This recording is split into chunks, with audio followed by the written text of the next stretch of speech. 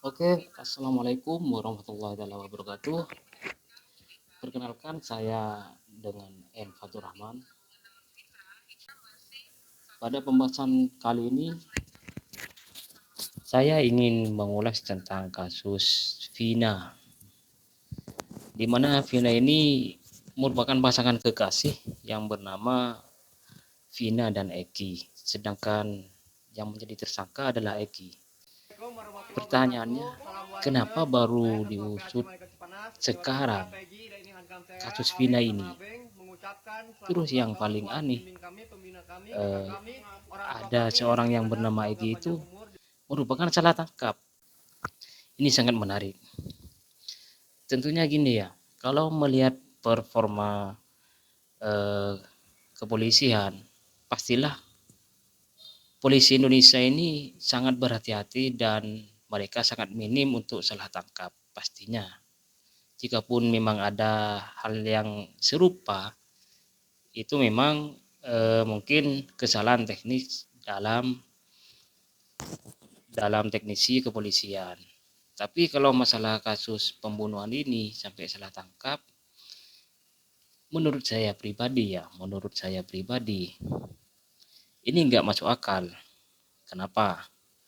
Karena jika polisi sudah menjalankan tugas dengan benar, otomatis sebelum beraksi dia kan mempunyai rancangan perencanaan kan. Jangan sampai gagal. Terus targetnya seperti ini, masa iya harus salah tangkap? Kan jadi malu kan. Mitra polisi akan tercemar kalau sampai salah tangkap. Terus yang terbaru ini, bahwa film yang dirilis kemarin itu dilaporkan ke pihak polisi. Karena apa? Dan ini saya punya videonya. Laporkan ke Bareskrim Mabes Polri. Pelapor menyebut film itu menimbulkan kegaduhan di tengah masyarakat. Sejumlah orang yang tergabung dalam Asosiasi Lawyer Muslim Indonesia atau ALMI melaporkan produser dalam film berjudul Vina sebelum 7 hari. Selain kegaduhan di tengah masyarakat, mereka menilai film tersebut menimbulkan narasi negatif terhadap penanganan proses pidana yang telah ditangani pihak kepolisian. Kenapa kami mengatakan ini membuat kegaduhan? Karena proses hukum sedang berjalan. Beda halnya yang disampaikan rekan saya terkait dengan kasus, ya ini tidak terjadi hal-hal yang di kemudian hari. Tapi terkait dengan almarhum Vina, ini kasusnya belum final. Ternyata film itu dilaporkan ke pihak polisi karena dalam saat ini pihak polisi dalam kasus penyelidikan lebih lanjut. Dengan adanya film tersebut diduga membuat kegaduhan pada masyarakat seperti itu, sehingga film ini katanya sih bisa memperlambat kinerja polisi. Menurut teman-teman gimana? Ayo, menurut teman-teman gimana ini? Apakah film ini ada kaitannya atau malah membuat hal-hal yang baru? Kan seperti itu teman-teman. Kalau menurut saya pribadi ya, saya tidak menyalahkan pihak kepolisian dan saya tidak ingin membela siapapun. Di sini saya sebagai masyarakat yang tabu, yang tidak tahu apa-apa, mendengarkan hal sedemikian, karena saya seorang warga Indonesia yang yang tidak hanya tinggal diam. Tentunya ini adalah inspirasi buat yang lain. Salah satunya saya. Kenapa saya mengangkat konten ini? Pertama, saya prihatin. Kasus Vina ini kalau nggak salah tahun 2015 ya, sampai sekarang ini 2024 sudah 8 tahun lamanya. Terus kenapa kasus ini baru viral sekarang? Pertanyaannya seperti itu. Apakah yang salah dari pihak kepolisian atau pihak si keluarga Vina ini sudah damai? Artinya kasus ini sudah tidak diperpanjang lagi. artinya secara kekeluargaan sudah damai. Seperti itu ya teman-teman ya. Jangan salah persepsi ya. Terus ada yang bilang semenjak filmnya itu rilis, maka membuat para netizen nih, warga ini geram, sehingga terkuatlah kembali sampai keluar pikiran, tangkap semua pelakunya. Dan yang paling mencengangkan ya, si Linda ini merupakan temannya Vina. Pada saat itu dia katanya ada di tempat kejadian. Terus arwahnya Vina ini merasuki tubuh Linda. Dan anehnya kenapa dia baru dirasuki sekarang? Seperti itu loh. Kenapa dia baru dirasuki sekarang?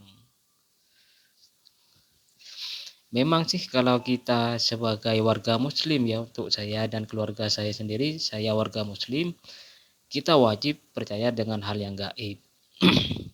Cuman kalau dipakai dengan logika dan pola pikir, kenapa dia baru kerasukan sekarang? Kenapa kok tidak dari dulu dia kerasukannya? Yang namanya gaib kan tidak tahu ya, mungkin gaibnya itu dipaksa ya, atau gimana itu, saya kurang paham ya. Cuman katanya si tantenya almarhum Vina ini, suara tangisannya itu sama persis dengan tangisannya Vina. Itu loh satu. Terus apa yang dikatakan Linda itu menceritakan kronologi yang sebenarnya. Linda yang dirasuki arwah Vina itu merupakan kronologi yang sebenarnya. Menurut saya nih guys, bisa saja arwah itu datang karena diminta oleh paranormal atau siapalah yang pintar. Terus dia merasuki tubuhnya si Linda dan menceritakan. Bisa jadi loh guys. Bisa jadi, ada loh orang yang seperti itu bisa. Cuman gak banyak sih. Terus yang kedua, mungkin karena si Linda ini terdesak, dia batinnya tidak kuat, sehingga dia bisa jadi pura-pura kerasukan dan menceritakan kronologi yang sebenarnya yang mengaku arwahnya Vina. Maaf nih guys ya, ini hanya dugaan saya ya. Para netizen yang baik semuanya dan para netizen yang berpikir kritis, saya harap apa yang saya sampaikan ini jangan langsung diambil dan disebarkan, enggak ya.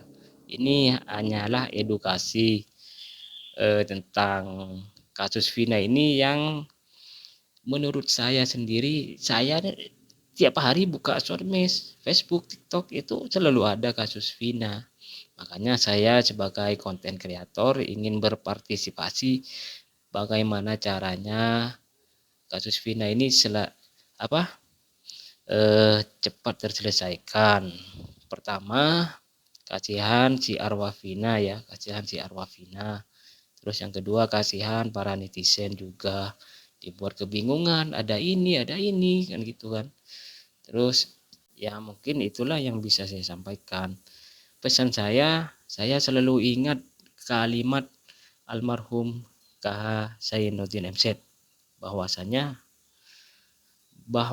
hukum itu sifatnya tajam ke bawah, tumpul ke atas. Nah, itu saya dapat dari mendengarkan ceramah KH Zainuddin MZ ya, almarhum ya.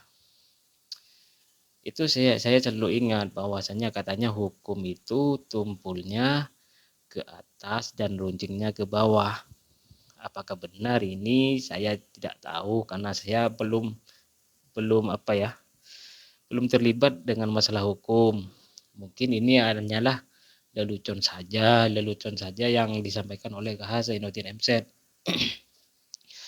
Terus saya juga pernah berteman dengan seseorang, dan kata orang Madura itu disebut belatir.